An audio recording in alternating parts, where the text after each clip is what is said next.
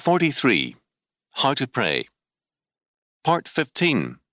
Doxology. June the 19th, 1956. Good morning, friends. The Lord's Prayer concludes with a glorious doxology which echoes the essence of Old Testament faith. For thine is the kingdom and the power and the glory forever. Amen. In David's benediction we have the same witness. Blessed be thou, Lord God of Israel, our Father, for ever and ever. Thine, O Lord, is the greatness and the power and the glory and the victory and the majesty, for all that is in the heaven and in the earth is thine. Thine is the kingdom, O Lord, and thou art exalted as head over all. 1 Chronicles 29, 10 and 11. Psalm 115 begins, Not unto us, O Lord, not unto us, but unto thy name give glory, for thy mercy and for thy truth's sake. Psalm 115, 1. Behind these joyful declarations stands the basic biblical witness. The earth is the Lord's, and the fullness thereof, the world and they that dwell therein. Psalm 24, 1. Everything that is was created, is sustained, and absolutely governed by Almighty God, and is therefore in total dependence upon God.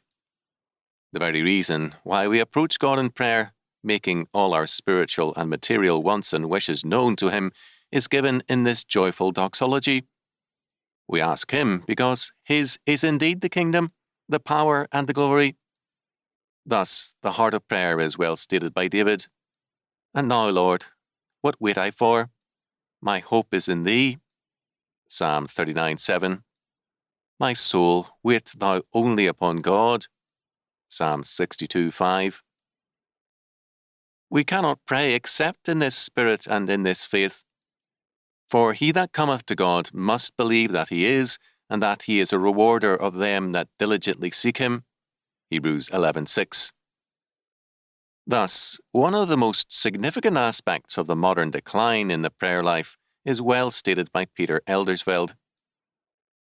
Men have become so big, and God has become so small. Men have come to boast in all their doings that theirs is the kingdom, the power, and the glory. Today, man is in the process of destroying the world and himself while boasting of soon conquering time, space, and even death. The more desperate his condition becomes, the more extravagant his boasting. When a British astronomer expressed some elementary humility with regard to the difficulties of space travel, he was reprimanded by other scientists. Man feels himself too big to pray. His hope is in himself, and there is his frustration. Our world has become man-centered, and as a result is frustrated in the midst of plenty, whereas our forefathers in faith rejoiced in the face of want. Our world has become man-centered, and accordingly its vision is out of focus, and where there is no vision, the people perish. Proverbs 29:18. The doxology is a joyful one because it rejoices in God's omnipotence and government, being confident of its purpose and its glorious end. It calls upon us to be anxious about nothing, but in everything by prayer and supplication with thanksgiving, let your requests be made known unto God. Philippians 4:6. It declares our faith that our fulfillment is in God, and that only the government and the grace of God can answer the hunger and thirst of our being.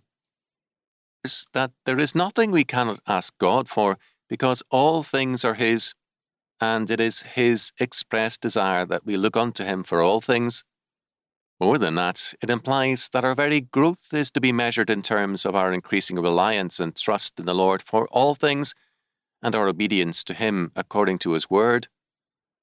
We can therefore approach with happy confidence the Lord who not only teaches us to pray, but includes all our needs in that prayer. He that spared not His own Son, but delivered Him up for us all, how shall He not with Him also freely give us all things? Romans 8:32. For thine is the kingdom, and the power, and the glory, forever. Amen.